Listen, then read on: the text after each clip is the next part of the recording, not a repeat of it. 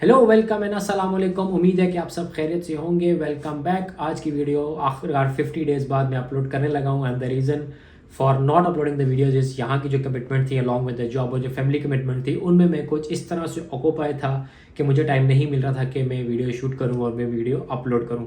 But despite of all this वो सारे लोग जो मेरे से इन कॉन्टैक्ट थे ऑन इंस्टाग्राम ऑन व्हाट्सएप या फेसबुक, उनको मैं कोशिश कर रहा था कि to the best of my knowledge और अपनी प्रायोरिटी के ऊपर उनको जो मैं आंसर्स दे सकूँ। बिकॉज बहुत सारे लोग ऐसे थे जो वीज़ाज अप्लाई कर रहे थे या बहुत सारे लोग ऐसे हैं जो स्टेटमेंट के फेज से गुजर रहे हैं। अलॉन्ग विद दैट बहुत सारे लोग जो हैं वो EOIs लॉन्च करने के फेज़ में। सो मेरी पूरी कोशिश थी कि मैं उन लोगों को जितना एंटरटेन कर सकूँ मैं करूँ। आज की वीडियो चूँकि बहुत टाइम बाद होने लगी है इसलिए इस वीडियो का मैं स्पेसिफिक कोई ऐसा टॉपिक नहीं रखूँगा, but I will try to cover वो सारे टॉपिक्स या वो सारी चीज़ें जो पिछले कुछ दिनों में ऑस्ट्रेलिया में हुई हैं एंड डेफिनेटली आप सारे लोग उन चीज़ों को लेके परेशान होंगे। सबसे पहले तो मैं उन सब लोगों का शुक्रिया अदा करना चाहूँगा कि जिन लोगों ने मुझे पर्सनली मैसेज करके पूछा कि इतना अर्सा हो गया आपकी वीडियो नहीं आई। सो आई एम अल्हम्दुलिल्लाह फाइन और मैं आप लोगों के सामने आज वीडियो बना रहा हूँ। इसलिए यही वो चीज़ थी जिसको मैं बिल्डअप करना चाहता था। मैं उस तरह की कम्युनिटी बनाना चाहता था जिसमें we care about each other, हम एक दूसरे के बारे में फिक्र हो और हम एक दूसरे को सपोर्ट करें and we want each other to grow together. तो ये वो मकसद था जिसको अल्हम्दुलिल्लाह किसी हद तक जो है वो मैं अचीव कर चुका हूँ एंड इंशाल्लाह वे टाइम और आप लोगों की सपोर्ट और दुआ के साथ साथ इसको मैं मजीद जो अचीव करते जाएंगे।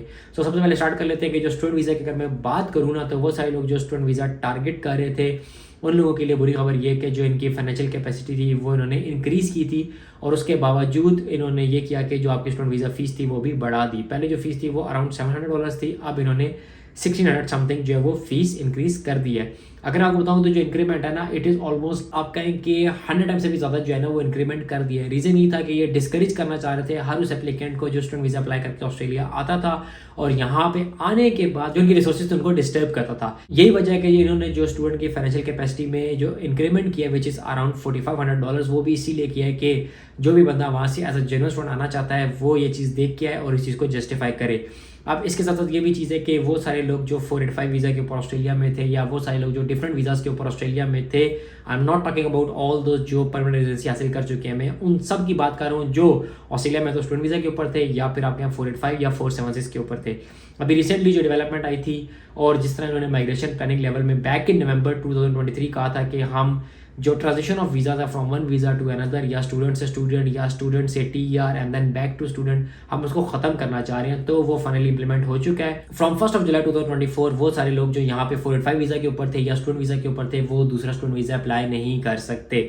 यहाँ ये बात बताना भी बहुत ज़रूरी है कि इसका ये मतलब नहीं है कि आप हरगिज़ अप्लाई नहीं कर सकते। इसका मतलब ये है कि once your current visa expires आपको ऑस्ट्रेलिया छोड़ के जाना है, आप अपने होम कंट्री वापस जाएंगे। वहाँ से अगर आप दोबारा स्टूडेंट वीज़ा अप्लाई करना चाहते हैं तो you have to apply again. Same goes for वो सारे लोग जो 485 वीज़ा होल्ड करके बैठे हैं। लेकिन जहाँ तक रही बात 476 वीज़ा होल्डर्स की, तो जो लिस्ट उन्होंने इशू की है उसमें 476 वीज़ा के बारे में कोई इन्फॉर्मेशन नहीं है, तो उसका मतलब है कि स्टिल दे कैन अप्लाई। बहुत सारे लोग पूछ रहे थे तो मैंने यही मशवरा दिया कि it's better to consult with some specialist agent जो डेफिनेटली डील करता हो स्टूडेंट वीज़ास को, उसको इस चीज़ के बारे में ज़्यादा इन्फॉर्मेशन होगी। But as far as information is concern जो डिपार्टमेंट की वेबसाइट है उसके ऊपर 476 जो है वो मेंशन नहीं है। It means you guys can still apply, लेकिन जो लिमिट है कि आप एक वीज़ा से दूसरे वीज़े पे, एक स्टूडेंट वीज़ा से दूसरे स्टूडेंट वीज़ा पे नहीं जा सकते। वो सिर्फ और सिर्फ उन सब लोगों के लिए जो या तो ऑलरेडी स्टूडेंट वीज़ा होल्ड करके बैठे हैं या ऑलरेडी उनके पास 485 है। अब इसके साथ जो अगली बात है जो मैं बताता चलूँ, जो रिसेंटली आपके 3-4-5 दिनों में लोगों में खुशी की लहर दौड़ती हुई नज़र आ रही है, वो इस वजह से आ रही है कि जो कोटाज हैं उसके बारे में जो है वो डिपार्टमेंट ने बात करना शुरू कर दी है, ये जो लोकल स्टेट गवर्नमेंट्स उन्होंने बात करना शुरू कर दी है।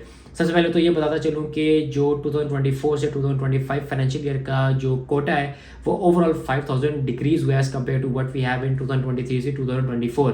यहाँ पे एक और बात बताना ज़रूरी है कि जो कोटा 5000 कम तो हुआ है, लेकिन लास्ट ईयर जो कोटा रिलीज हुआ था ना वो फार लेस था as compare to the number. अगर मैं नंबर की बात करूँ ना तो खाली 190,000 लास्ट ईयर का कोटा था और इस साल 185,000 का कोटा है। लेकिन लास्ट ईयर अगर आप देखें 190,491 के ओवरऑल लमसम अमाउंट देखें तो विच इज़ अराउंड 10,000। सारी स्टेट्स की मिला के अगर बात करें तो अराउंड 10,000 जो सीट्स थी वो डिपार्टमेंट ने रिस्पेक्टिव स्टेट्स को रिलीज की थी, जिसके ऊपर उन्होंने एप्लीकेंट्स को इन्वाइट किया था। और 1 and done का जो एक राउंड था वो देखने में आया था, जून में आया था, जो एक छोटा राउंड चला था जिसमें अराउंड 4-4.5 लोगों को जो है वो इन्विटेशन गए थे और उसमें भी अच्छा खासा टफ कंपटीशन था। एक छोटी सी एग्जांपल देके मैं आगे चलता हूँ because I just want to talk about the quotas. मेरे एक दोस्त है, he sitting at 90, civil engineer है और वो पिछले 1 साल से ऑस्ट्रेलिया में जॉब भी कर रहा है और उसके पास इस टाइम जॉब भी है। स्टिल उसको 189 का 90 पॉइंट पे सिविल इंजीनियर का इन्वाइट नहीं आया। अब इसका ये मतलब हरगिज़ नहीं है कि आप लोगों का इन्वाइट नहीं आएगा, इसका मतलब ये भी नहीं है कि आप लोग जो हैं अपनी उम्मीदें छोड़ दें। वो लास्ट फाइनेंशियल ईयर का लास्ट राउंड था, सो दैट्स वाई डिपार्टमेंट ने जो है वो अपना कोटा समहाउ दिखाना था कि हमने जो है वो थोड़ी बहुत जो प्लानिंग की है ना उसके ऊपर हमें थोड़ा सा एक्ट करना है, तो that's why they have done this.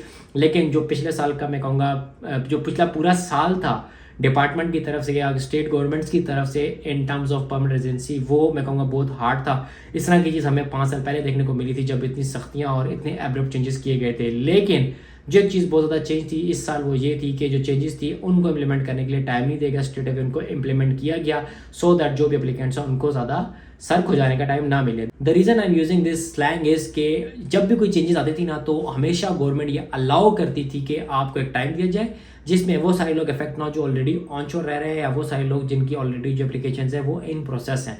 तो अभी बात कर लेते हैं स्टेट्स जो कोटा है उसके बारे में कि किस तरह 2024 से 2025 का जो वो कोटा है उसको चेंजेस आई हैं। अगर मैं ओवरऑल कोटे की बात करूं तो जो ओवरऑल कोटा है वो इंक्रीज कर दिया 10,000 से बढ़ा के 14,000, लेकिन इसमें जो क्वींसलैंड है उसने अपना कोटा जो है वो रिड्यूस करवाया और वजह ये है कि जो उनका प्रीमियर है उसने बोला है कि ये जो रिडक्शन है माइग्रेशन ये बेसिकली इसलिए की गई ताकि हम अपना जो हाउसिंग क्राइसिस है उसके ऊपर जो प्रेशर उसको रिलीज़ कर दें या उसको ईज आउट कर दें। वेस्टर्न ऑस्ट्रेलिया की मैं बात करूँ तो उनका जो कोटा है वो 1,500 से बढ़ा के 5,000 कर दिया गया, which is a very good news. लेकिन स्टिल ये कोटा है जो डेफिनेटली आफ्टर नेगोशिएशन जो है वो स्टेट गवर्नमेंट्स को दिया गया, लेकिन अभी तक डिपार्टमेंट की तरफ से रिलीज़ नहीं हुआ। सो इस चीज़ का आप लोगों ने ख्याल रखना है क्योंकि इस न्यूज़ के बाद बहुत सारे लोग मुझे मैसेज करके पूछे थे कि is it worth it to go to Western Australia या पर्थ चले जाए। देखें जो पर्थ के हालात है वो सबके सामने है, जो अकोमोडेशन और जॉब के इशूज़ हैं वो उसी तरह मजीद मुश्किलात देखने में आई हैं। कोई अच्छी खबर तक जो है वो पर्थ से नहीं है, but still if you want to take a chance आप जा सकते हैं, लेकिन इस चीज़ के बिहाफ पे आप डिसीजन मत लें अनलेस डिपार्टमेंट जो है वो कोटा रिलीज़ नहीं करता। साउथ ऑस्ट्रेलिया की बात करूंगा, साउथ ऑस्ट्रेलिया का भी कोटा बढ़ के 4200 हो चुका है। तस्मानिया की अगर मैं बात करूंगा तो उसका कोटा भी जो इंक्रीज़ होकर वो 2700 हो चुका है। नॉर्दर्न टेरिटरी और कैनबरा की अगर मैं बात करूँ तो ओवरऑल उनके कोटे भी जो है वो बड़े हैं। नॉर्दर्न टेरिटरी का कोटा 650 से बढ़ा के 1200 कर दिया है और अगर कैनबरा के कोटे की बात करूँ तो वो 1200 से बढ़ा के 1800 कर दिया है। न्यू साउथ वेल्स और विक्टोरिया की बात करूँ तो विक्टोरिया ने तो अपना कोटा रिलीज़ कर दिया जिसने कहा है कि ऑलमोस्ट 5000 जो सीट्स हैं वो हम जो है वो एलोकेट करेंगे। न्यू साउथ वेल्स की तरफ से जो इस टाइम स्टिल पेंडिंग है कि न्यू साउथ वेल्स को कितना कोटा जो है वो दिया गया। अगर मैं ओवरऑल बात करूँ तो ओवरऑल जो कोटा का एनालिसिस है वो ये किया जाता है कि इस साल देखने में यह है कि जो ओवरऑल कोटा स्टेट्स को दिया गया वो as compare to last year ज़्यादा है। लेकिन अगर आप लोग मुझे काफ़ी टाइम से फॉलो कर रहे हैं तो आप लोगों ने देखा होगा कि जब कोटा पिछले साल रिलीज़ हुआ था तो बताया गया था कि जी 30,000 सीट्स जो हैं वो 190 की है, 35 जो 491 की है, लेकिन उसमें से रिलीज़ कितनी थी 10,000। इसलिए मैं कहता हूँ कि आपने सिर्फ और सिर्फ उस न्यूज़ पे या उस चीज़ पे फोकस करना है जब फाइनल चीज़ डिपार्टमेंट की तरफ से रिलीज़ हो। जिस टाइम जितनी भी खबरें मैंने आपके सामने पढ़ी हैं, जितनी भी चीज़ें या जो स्टैट्स मैंने आपका शेयर आउट किया है, ये सिर्फ और सिर्फ वो है जो स्टेट गवर्नमेंट और फेडरल गवर्नमेंट आपस में बैठ के या डिपार्टमेंट जो होता है वो बैठ के डिस्कशन करता है और डिपार्टमेंट ये कहता है कि ठीक है आपको इन बेसिस पे या इन ब्याह पे हम इतना जो है वो कोटा देंगे, but it is again subject to releasing from the department. जब तक डिपार्टमेंट को रिलीज नहीं करता ये फाइनल नहीं होता। इसीलिए इन न्यूज़ को देखते हुए कोई भी डिसीजन मत लें। जहाँ पे आप हैं, if you are doing job stay there, job करते रहें क्योंकि जो लोग जॉब्स कर रहे हैं डेफिनेटली उनको बहुत फायदा होने वाला है क्योंकि 482 की जो रिक्वायरमेंट है वो भी 23 दिसंबर से चेंज होने लगी है। अगर आपका 1 साल का वर्क एक्सपीरियंस है तो आप 482 के लिए एलिजिबल है विच वॉज 2 years बिफोर। सो ये थी मेरी आज की वीडियो जिसमें मैंने कहा मैं 3-4-5 टॉपिक जो है वो कवर करूँ और इंशाल्लाह अब आप मुझे जो है फ्रीक्वेंटली या रेगुलरली यूट्यूब के ऊपर दोबारा देखेंगे because I don't want to miss out any news आप लोगों के साथ, क्योंकि बहुत सारे लोग जो है वो डिसअपॉइंट हो चुके थे, but I have tried my best कि उनको जितना सपोर्ट कर सकूं मैं करूं। सो ये थी मेरी आज की वीडियो, मिलते हैं अगली वीडियो में। टिल देन टेक केयर, अल्लाह हाफिज़।